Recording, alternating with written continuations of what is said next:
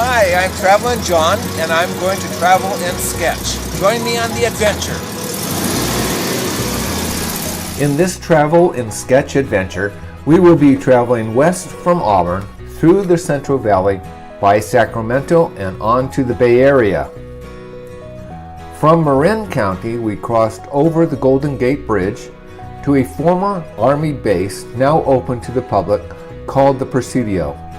Our first stop will be by the ocean. We're here at the Pacific Overview in the Presidio of San Francisco. It's one of the best views of the Golden Gate Bridge I've ever seen. Beautiful trees to the right and the bridge, and we're on a great fall day. So there's the crashing waves of the Pacific Ocean. What an expanse out there. And I'm going to draw closer to the Golden Gate Bridge. There we go. To the right is a wonderful grove of really large cypress trees. This is a combination picture of the two, and a close-up of the Golden Gate Bridge. I'm going to be doing a sketch to start with of the Golden Gate Bridge. And I want to show you once again the process that I'm going through to achieve this. First of all, what I did in Photoshop again is I took some of the photo references that I shot when I was there at the Golden Gate Bridge, and I combined them together into this piece of work. Now, with regards to the cypress tree you see on the right and the path, I actually reduced that down a little bit because otherwise the Golden Gate Bridge was too small. So in essence, what I did is I changed the depth of perception. In other words, that pathway and the tree was just that big, but I drew the Golden Gate Bridge closer to it. So that's the first step. And then the next thing I did was on a light table, I transferred that into a simple ink line sketch that I'm going to be using to achieve the final work. Then once I did this sketch, I reduced it down in Photoshop into a real small sketch. And it may be hard to see on the camera, but it's very small. It's only 5 inches by 5 inches. And the reason I did it this small is because unlike the first episode where I actually took the sketch and I transferred it directly onto the canvas with some carbon paper, I'm not going to use that technique this time. What I'm doing instead is with this small illustration, I'm going to be using this overhead or art projector that I put the sketch on the very bottom of it. It has a light in it and a lens that will blow it up to the canvas or enlarge it to the canvas. I'm not going to blow things up, don't worry. So anyway, that's to put it short, that's what I'm going to be doing to transfer the sketch onto the canvas. And now let's start doing the artwork. I'm starting the ink line sketch with a light pencil line drawing again. And here's a photograph of a lady standing next to those very heavy cables that hold up the bridge back on opening day.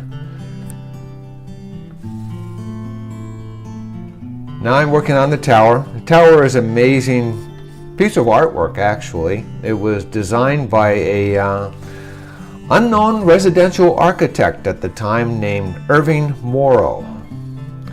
And the Art Deco elements such as the tower decorations, streetlights, railing, and walkway were all designed by him. The other thing that's interesting is that very strong orange color that is it's internationally famous for was actually a sealant for the bridge to start with. Lots of wonderful detail.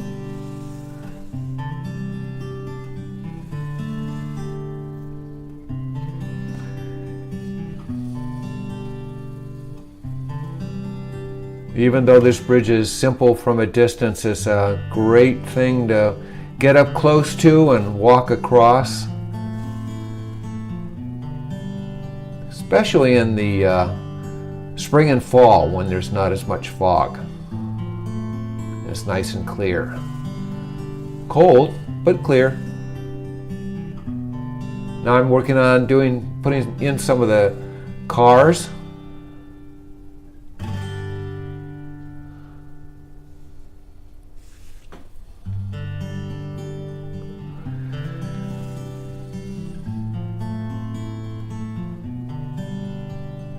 There's a very heavy concrete platform or towers, little square towers that stick up at the end that support those heavy cables. The amazing thing is that underneath that part of the bridge is an old fort that was built just before the Civil War of the United States. And it is there it is, Fort Point. There's Golden Gate before the bridge was built back in 1891. There's a picture of the fort as they were building the bridge. And this is a beautiful view as they were building the bridge from the ocean and fishermen.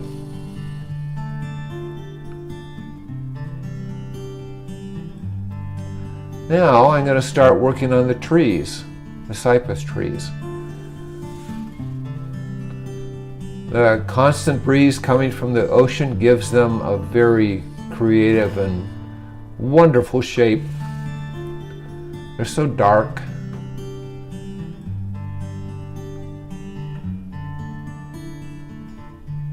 These are not natural trees of the area. They were planted most likely by the Army, because the Army was in control of all this land, or owned all the land. At this point, it was a very strategic part of California during the Civil War, and that's of course the reason why they built the fort.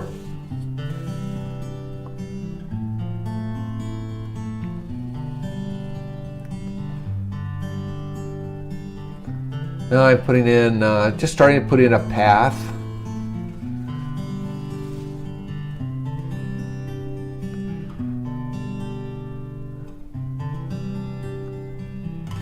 Some foliage up front.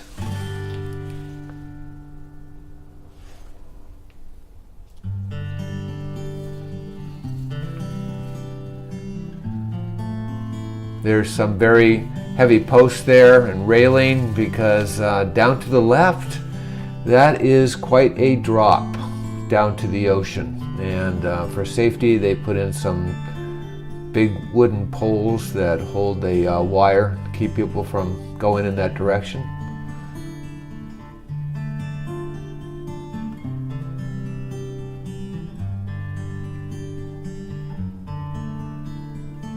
I'm going to start working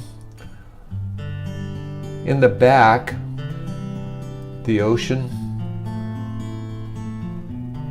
There's some very tall cliffs at the other end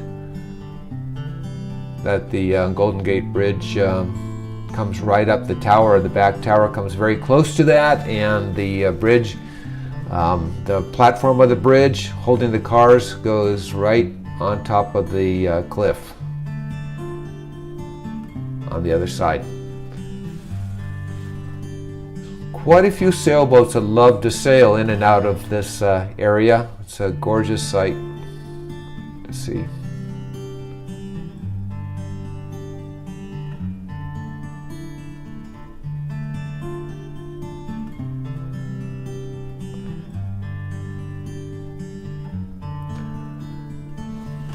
Now I'm putting some dots in there because I didn't quite finish the back tower deliberately, because I want to show the fog coming in. The fog comes in on a regular basis in the summertime, in the late afternoons.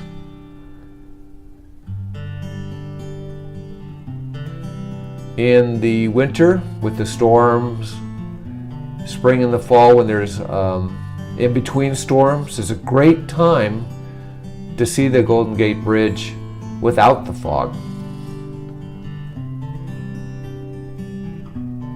Because normally the fog is coming in, again, as I said, during the summertime.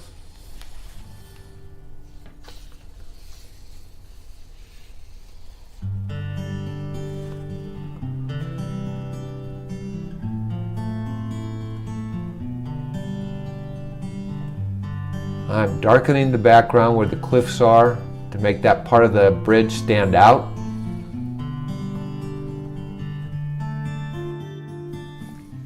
Well, I finished the ink line sketch, and here it is on the canvas. That's as far as I'm going to go with the ink line. I did touch it up a little bit after the video that you noticed. And now what I'm going to do is add the color. And again, I'm not going to add the color to the canvas. I'm going to add the color to a separate piece.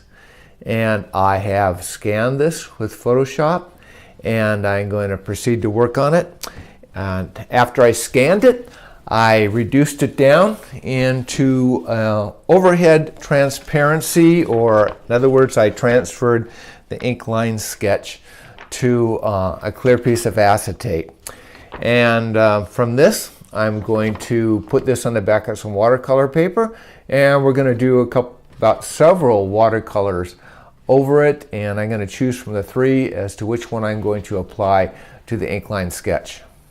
So that's the next step. In my last video, I showed how to mount the line drawing acetate behind the watercolor paper. Now I'm putting color pencil on it, and with a little watercolor wash, you get some nice effects. Now I want to show you what I just finished in terms of the watercolors. I said I was going to do 3. Actually, it ended up being 4. And some of the other ones just turned out to be a little bit too intense in color. And because I have so much going on in terms of line work and in this illustration, I wanted it not to be too strong in color. So this is the watercolor that I decided upon. And you see it's very soft. I'm not worried about that at this point. As you can see, when the ink line is going over it, the softness isn't going to conflict with all the darkness of the ink line. And if I do decide that I want to intensify some of the color, I can do that in Photoshop. I don't have to worry about it, the actual watercolor having that. But there's some really, and I know it's hard to see on the camera, but there's some very nice texture going on here. Soft texture that I really like. So we're going to include that in the final piece. Now, again, this line work is half of the actual ink line. So I'm going to be scanning this so I can bring it up twice this size and apply it to the finished ink line sketch. So next step is to take this, scan it, and take it into Photoshop. And then I'm going to go through the process of what I do in Photoshop so you can see what I do to enhance this work. So I hope you enjoy that process. So now what you're seeing is the black and white sketch carried into Photoshop, and it's on the screen of my computer. And I'm going to proceed to show you how I'm going to incorporate the watercolor that I did. So I place the watercolor in Photoshop as a layer, and it's a transparent layer. In other words, I programmed it to be a multiply instead of normal. And in some ways I think I would like to have this a little bit darker, or I mean a little bit more hue or color. So what I'm going to do, and what I did do, is I duplicated that layer, which is still transparent. So there you can see what twice that color intensity would look like. Now that is more than I would want. So what I'm doing is I'm taking that layer and I'm taking the opacity down in it. So I can take it all the way down like that, or I can raise it up little by little until I'm happy with it. I think I'm going to be happy with that. And that is about 62% of the opacity for the second layer. Now, because I'm happy with that, I'm going to drop that layer down or include it with the layer below it. So I'm going to merge it down, and there we go. So that's the finished watercolor sketch and then watercolor. And the next thing I'm going to do is there are areas of it that I think are too intense in color. And I'll take my, like this, up in the upper right hand corner. I think it's a little too intense. I like it to fade off a little bit. Down here on the left, there, what's the fog? That's a little bit intense. And down here in the water area, that's too intense. So now that it's one layer, I'm going to take the eraser tool and I'm going to try to soften that. Now, with the brush tool, is a soft edge tool, so it will soften that portion of the picture. I'm going to make the opacity of that brush half of the intensity so I don't take off too much at once. Okay, so you can see it's fading a little bit because I'm using that brush eraser tool on it to take off some of the intensity that's a bit too much for me. Okay, that's good. Now I'm going to go up to the right hand corner. Again, you can see how big the eraser tool is. I'm going to take a little of that off around the edge. There we go. That's much better. Okay, not quite so intense. Now, the next thing I'm going to do, I'm going to get rid of that eraser tool so I don't accidentally use it. And what I have done is I've used the path tool to choose certain areas that I actually do want to either take color out or put color into this picture. In this case, I'm going to start with the bridge itself. Okay, the bridge to me is just a little bit, I want to make it the color that the Golden Gate Bridge is, so I've made a path already on it, and I'm going to select that path. And I'm going to use a 1 pixel radius on it, anti-alias.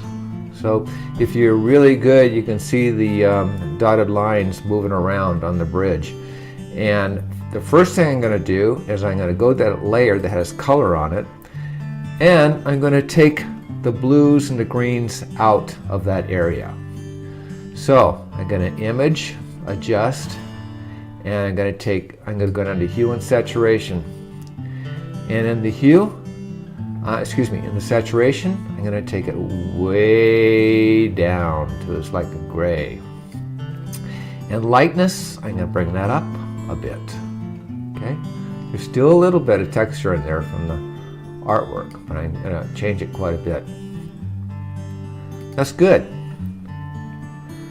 Okay, now in layers, I'm going to actually make a new layer, and I call this the bridge. Okay, you can see it's still with the path tool, it's still chosen. Okay, so now I'm going to choose out a color that will give it more of the Golden Gate Bridge look.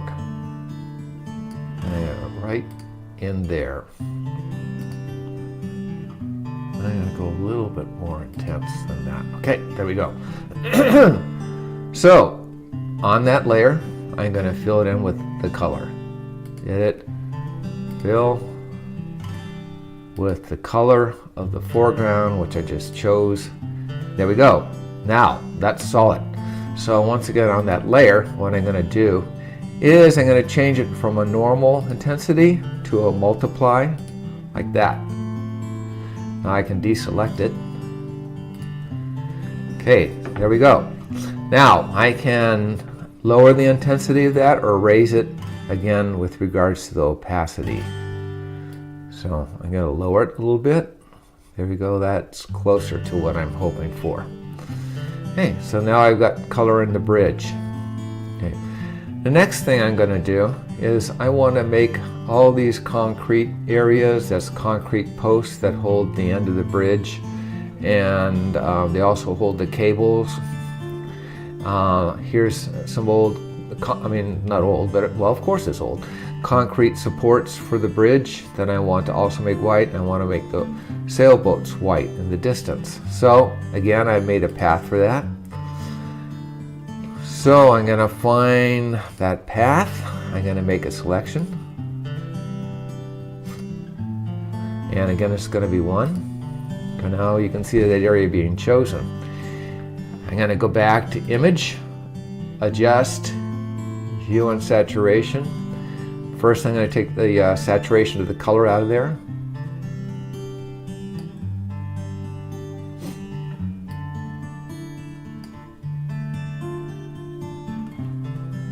That did not work. Something's wrong here.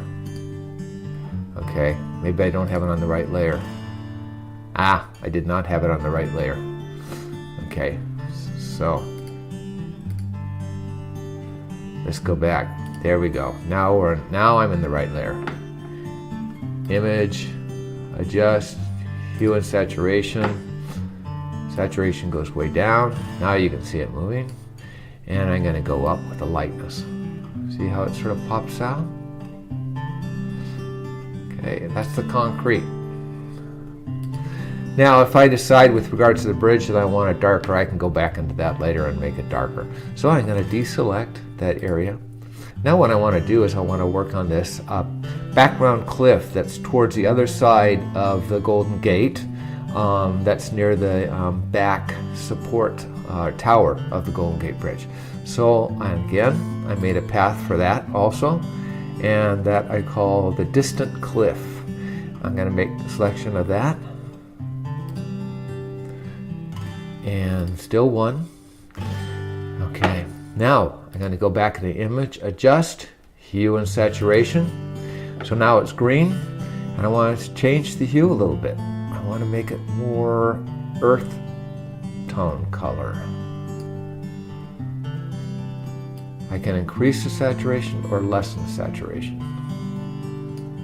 Okay, that's good. Okay, now, even while I've still got that going, I'm going to just add a little tint of color in there. See if this works. It may not work. You know, when you're going through something like this, you just sort of have to experiment.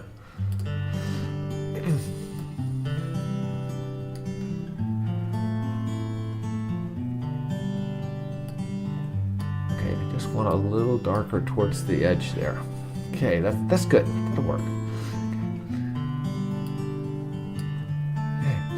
Now the next thing I'm going to do is I'm going to add some color in the water that's coming from the bay, in the Bay Area, out the inlet of the Golden Gate into the ocean. So I'm going to choose the path for that. Okay, where's the water? There it is.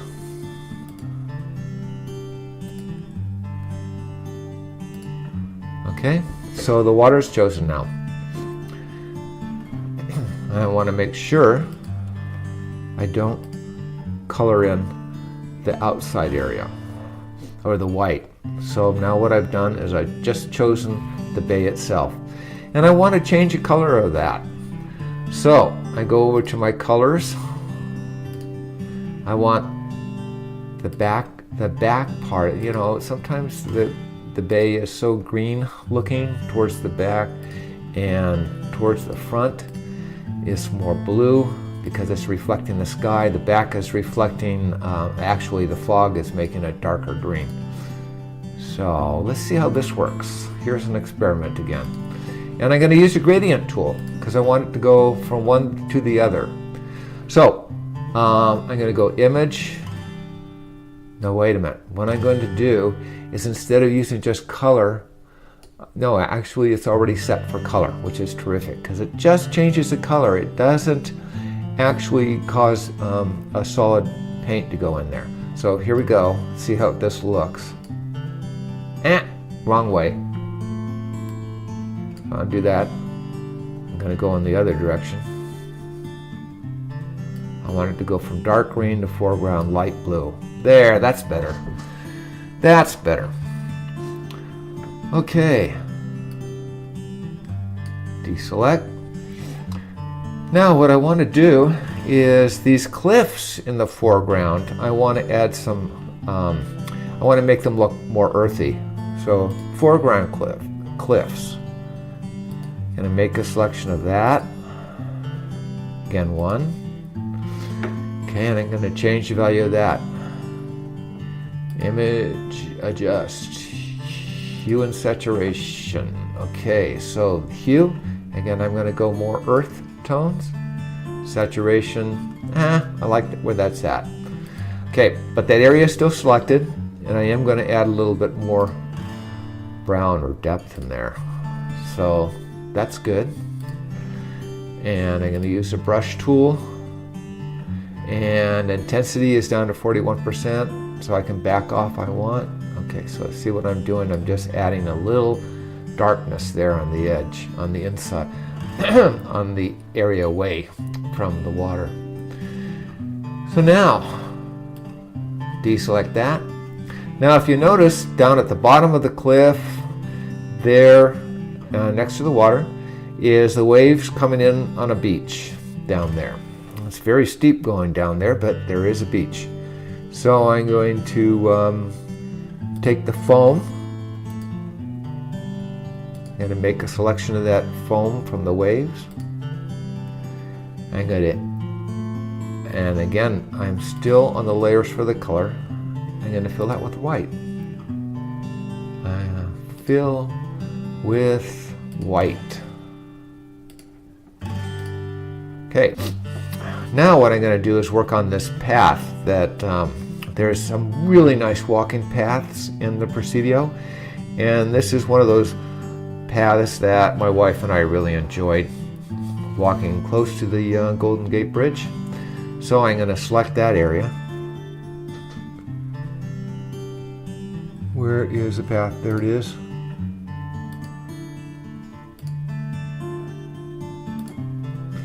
Okay, and again, I'm going to get rid of part of it with the magic wand.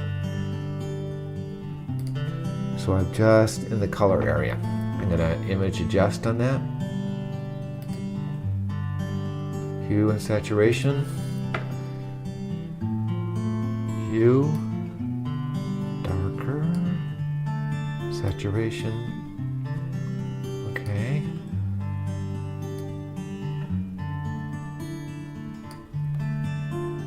It's okay. Now, the trunks of the cypress trees are really not tan, they're more gray. So, I'm going to take another tool in Photoshop, and I'm going to go along and delete the path. You may be able to see me going around this. So the only thing I have now that's selected is the actual trunks of the tree. So I'm going to change that.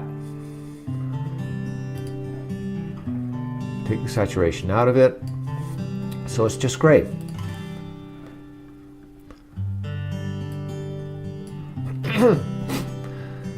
Now the last thing I'm going to do is actually before actually there's a few more things I'm going to do. Let's go to the fog. The fog comes in on a regular basis in the summertime, and in the fall and the spring it doesn't come in as much, but you can see the fog coming in here between the two towers of the Golden Gate Bridge. That is very typical. Comes in different times of the day, but that's one of the wonderful air conditioning methodologies that cools off San Francisco and the Bay Area during the summer. So what I do, I have a path for that. And in this case, instead of 1, to make fog as soft, I'm going to take it to 40 pixel feather. Okay? So now I already have a layer for fog, and I'm going to use that, and I'm going to edit, fill, and again I'm going to fill it with white. Okay, there we go, we got the fog. The only problem is it's going in front of the tower. Well, I have a way of getting rid of that. Okay, so I'm going to deselect it. Now I'm going to be going back to the path I used for the Golden Gate Towers. So I'm going to select that. Now I don't want to use 40, but I want to use 1 pixel. Now that's chosen. So now I'm on the layer of the fog, and what I'm going to do is I'm going to erase that fog on this tower and the line that goes there. So I use the eraser tool. In this case, instead of a brush, I'm going to be using it as a pencil, which gives a hard edge. And yeah, it's pretty wide there. So I want to make sure it's 100%. It's only 35. So now it'll take it all off. There we go. There we go. Get rid of that and get rid of it on that part there. And there. And then there's a little bit there I want to get rid of. Okay, so now the fog's where it should be, between the two towers. Now, I have done, and I'm going to take off the fog layer a second so you can see all the line work I have underneath there. I like the waves of the fog. It's like the waves of the ocean. And they're very soft and fluffy. And so what I want to do is I want those lines in there. So I'm going to I'm going to select the fog, the white area. And actually what I can do, yeah, that's what I do.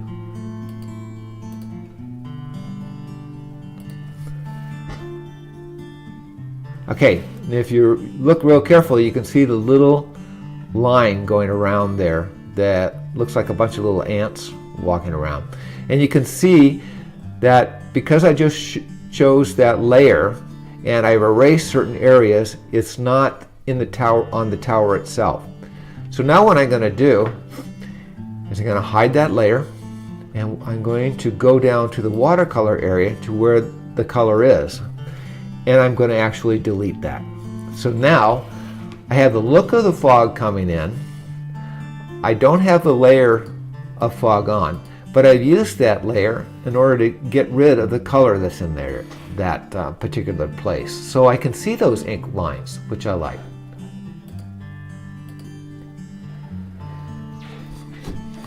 Now the other thing I want to do is I want to make these posts gray. Right now they're green. They're not supposed to be green. So I'm going to work on that right now. Okay, so now again, I'm going to the layer. That's the color. I'm going to do image, adjust, hue and saturation. Take down the saturation to nothing and raise up, make it a little lighter so it stands out a little bit more. So I'm going to be working on this some more in detail, but I just wanted to give you an idea of my progress on this. And when it's all done, I'm really happy with it. I'll show you a printout of it. This is a video I just had to share with you. I really enjoy it. It's an old picture of when the Golden Gate Bridge was opened on May 27th, 1937. Look at all the people. About 200,000 people crossed the bridge that day. Some with cowboy hats, some on foot, and some even on roller skates. A lot of fun. And there's a biker crossing the bridge. For 27 years, the Golden Gate Bridge was the longest suspension bridge in the world. So I finished the color artwork for the Golden Gate Bridge, and I had it printed out so you can see what it looks like on paper. And here's it is, with an extra 2-inch border going around it, which makes it suitable for framing. And I also did the same thing with regards to the black and white sketch in terms of adding a 2-inch white border around it.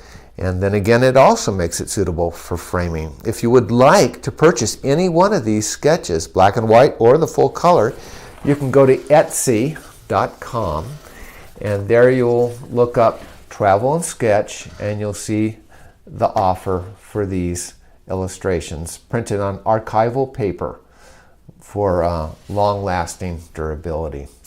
And also, if you would like to purchase the original black and white sketch on canvas, you can do that. There's only one available for that. And I have a limited number of prints, both color and black and white, available. So keep that in mind. And thank you again for joining me on this travel and sketch adventure. I hope you return.